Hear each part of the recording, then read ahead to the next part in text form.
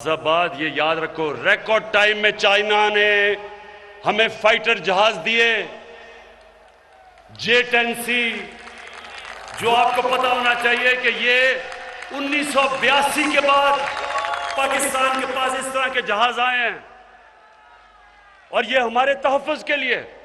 और जोड़ लगने थे 2 या 3 साल, 7 महीने में उन्होंने हमें ये JC-10 की स्क्वाड्रन दी है।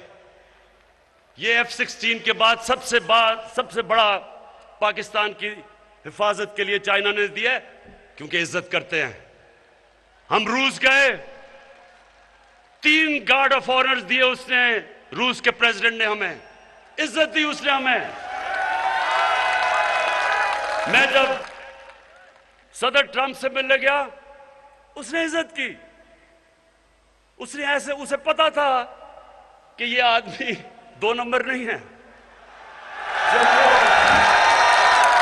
जब वो हमारे पिछलों से मिलते थे तो इसलिए ये बेचारे उनके सामने गिरे हुए होते थे। तो देखें, कौम की इज्जत उसका प्राइम मिनिस्टर होता है, उसका सरबराह होता है।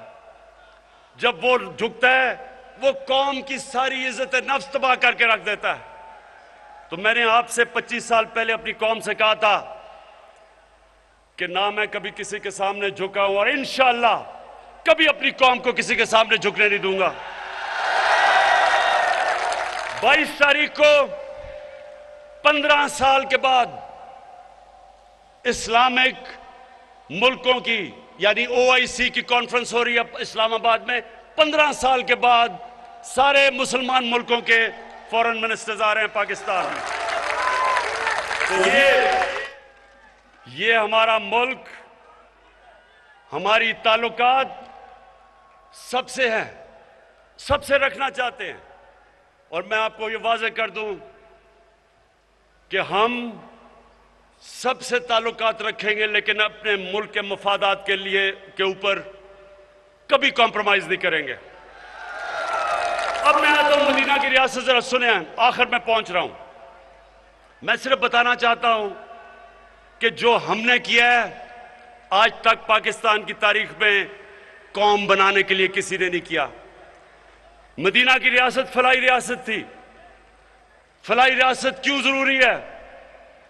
रियासत एक कौम बनती तब है जब सारे फर्ज कौम के समझे कि ये जो रियासत है ये हमारे लिए है, ये हमारा ध्यान रखेगी, ये हमें इंसाफ देगी। अगर हमें मुश्किल वक्त आए, घर में बीमारी हो, तो रियासत मेरा ध्यान रखेगी। अगर मैं भूखा हूं तो रियासत हमारे बच्चों का ध्यान रखेगी।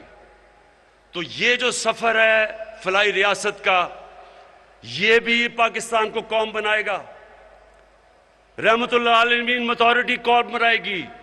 हमारा जो तालीम का निज़ाम है, एक निसाब, वो कौम बनाएगा। जो हमारी लीडरशिप है, अपनी कौम को खुददारी देके ये कौम बनाएगी। और ये जो फलाई रियासत है, इसमें सबसे बड़ा काम जो हमने हेल्थ कार्ड लेके आए हैं, हर खानदान स्वाय सिंध के, क्योंकि सूबे कर रहे हैं, ये उस्मान बुज़दार की मैं खास तारीफ करता हूं कि 400 अरब रुपया कभी पाकिस्तान में इस तरह का पैसा किसी ने खर्च नहीं किया आवाम पे। 400 अरब रुपया हम खर्च कर रहे हैं। हर खानदान को 10 लाख रुपए का हेल्थ कार्ड। इसका मतलब, ये जरा सुने, इसका मतलब ये कि अगर आपके घर में खुदा ना खास्ता बीमारी आए तो वो 10 लाख तक आप किसी भी अस्पताल में जाके अपना इलाज करवा सकते हैं। प्राइवेट हॉस्पिटल में जा सकते हैं। प्राइवेट हॉस्पिटल में आम आदमी सोच भी नहीं सकता जाने का। अभी जो लाहौर का महंगा हॉस्पिटल है, डॉक्टर्स हॉस्पिटल, उनके सरबराह डॉक्टर जावेद ने मुझे टेलीफोन किया 1 महीना पहले। कहता है, इमरान, मैं आपको बताना चाहता हूं कि हमारे हॉस्पिटल में, और महंगा हॉस्पिटल है, पहला हेल्थ कार्ड के ऊपर हार्ट का ऑपरेशन किया हमने। एक गरीब आदमी, एक ड्राइवर गया वहां, दिल की बीमारी थी, हेल्थ कार्ड के ऊपर प्राइवेट हॉस्पिटल में उसका मुफ्त इलाज हुआ। तो ये मुझे पाकिस्तानियों बताओ कि 70 साल से किसी ने ये नहीं सोचा कि आम आदमी के ऊपर क्या गुजरती है अगर घर में बीमारी होती है। ये कभी पाकिस्तान में चीजें नहीं हुई। फिर पनाहगाह, मैं जब लाहौर के वो पुराना जो लाहौर का रावी का पुल था, जब उससे आता था दाता साहब की तरफ, तो वो जो बीच में सड़क के बीच में जो जगह थी, हमेशा मैं देखता था कि बेचारे लोग सो रहे हैं उसके ऊपर, मजदूर सो रहे हैं उसके ऊपर, ट्रक गुजर रहे हैं रात को, बसें गुजर रही हैं, धुआं आ रहा है, मिट्टी आ रही है। कभी किसी ने नहीं सोचा कि उनके लिए एक हम पनाहगाह बना दें कि जाके उधर सो सके गरीब लोग। कभी किसी ने नहीं सोचा, कभी किसी में यह रहम नहीं आया। कितना पैसा लगता है, कम से कम सोचे तो सही कि मजदूर बेचारे बाहर से आते हैं शहर में काम करने के लिए, अपने बीवी बच्चों का पेट पालने के लिए, तो पैसे बचाने के लिए बेचारे सड़क पे सो जाते हैं, ताकि जो भी हम पैसा बचाएंगे तो हम बच्चों को, बीवी बच्चों को भेज सकें। लेकिन कभी रियासत में किसी ने नहीं ये सोचा, क्योंकि एहसास ही नहीं है।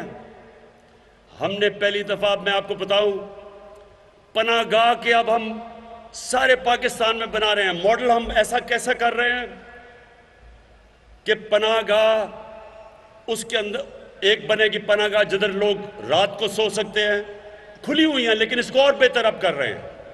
उनको उसल खाने, नहा सकते हैं, उनको खाना मिलेगा 2 वक्त का, मुफ्त खाना खाएंगे, ताकि उनको किराए पे पैसा खर्च ना हो, ताकि खाने पे पैसा खर्च ना हो, और जो भी मजदूरी का पैसा हो वो अपने बीवी बच्चों को भेज सके। जंग लड़ रहा है और वही हमारे ऊपर बमबारी कर रहे हैं। मैं बार बार इनकी मुखालफत की, मैंने धरने दिए, मैंने हर जगह कहा कि ये इंसानी हुकूक के खिलाफ है। मैंने अमेरिका में जाके ये कहा, मैंने बरतानिया में ये स्टेटमेंट्स दी। एक जगह यूरोपियन यूनियन के एम्बेसडर्स, शाह महमूद कुरैशी भी मेरे साथ थे, शिरीन मजारी भी थी, वो सारे कोई 20 एम्बेसडर बैठ के मुझे कह रहे थे कि तुम क्यों मुखालफत कर रहे हो ये ड्रोन अटैक्स की। कहते वो तो दहशतगर्द मार रहे हैं, तो आप क्यों मुखालफत कर रहे हैं। ये शाह महमूद को याद होगा और शिरीन को। मैंने उनको कहा कि लंदन में एक हमारा दहशतगर्द बैठा है 30 सालों से, उस दहशतगर्द ने जितने कराची में लोगों को कत्ल किया है, कोई भी दहशतगर्द जो तुम मार रहे हो उसने इतने कत्ल नहीं किए। फर्क यह है कि उसने पाकिस्तानियों का कत्ल किया है, पाकिस्तानियों के खिलाफ दहशतगर्दी की है, और वो आराम से लंदन में बैठा है। हम कहते हैं कि जनाब हमें दो, आप कहते हैं जी कानून में, आप कहते हैं अदालत में आके साबित करें। तो मैंने उससे कहा कि अगर पाकिस्तान, अगर आप हमें इजाजत देंगे कि हम ड्रोन अटैक करके उसको लंदन में मार दें। इनको याद है शाह महमूद को। मैंने उससे जब पूछा, मैंने कहा आप हमें इजाजत देंगे, और अगर आप इजाजत नहीं देंगे और कभी भी कोई भी महजब माशरा नहीं देता, तो क्या हम आपके कमी हैं कि आप यहां के ड्रोन अटैक्स मार रहे हैं।